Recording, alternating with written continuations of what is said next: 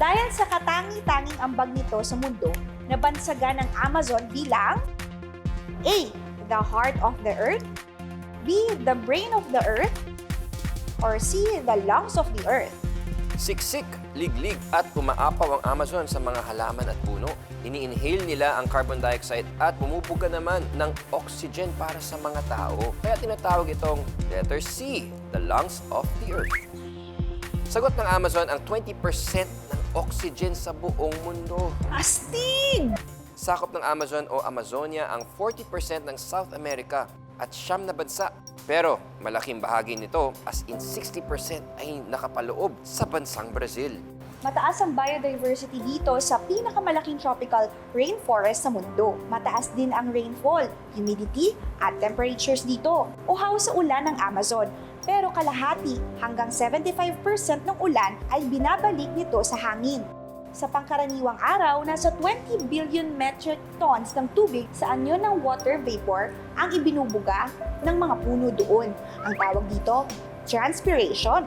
Higit pa yun sa tubig na tinatapon ng Amazon River sa Atlantic Ocean. Araw-araw. Ang lupit, no?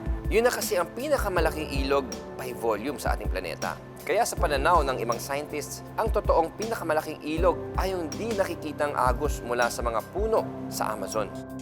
Ganun pa man, binabagtas ng Amazon River ang 2,000 miles ng makapal na kagubatan. Kaya sumunod sa Nile River, ito ang pinakamahabang ilog. Nasa Amazon din daw ang pinakamaraming klase ng halaman sa buong daigdig. Hindi puro halaman at hayop ang nilalang dito sa rainforest. Meron ding nasa 400 hanggang 500 indigenous tribes. Ang nakakabilib, tinatayang may 50 tribo na never pang naabot ng mga tao gaya natin sa outside world. Malaki at siksik sa puno ang Amazon. Yung pusod nito, hindi pa nararating ng technology. Doon, naghahari pa rin ang kalikasan. Kaya lang, baka hindi rin ito magtagal dahil sa deforestation o pagkalbo ng kagubatan. Sa nakaraang 40 years, 20% ng mga puno ay pinutol nang magkaroon ng lugar para sa cattle ranching sa Brazil. Bukod pa rito, ang walang kaplano-planong infrastructure, mapanirang proseso gaya ng pagdidrill para sa langis, pati na climate change.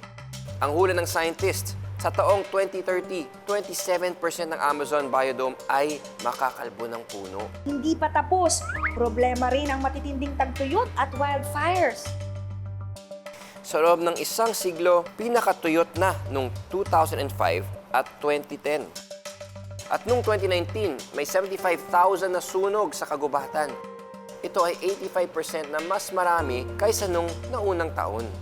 Ang daming naibibigay sa atin ng Amazon, oxygen at magandang kalikasan. Dapat itong ipaglaban. I believe!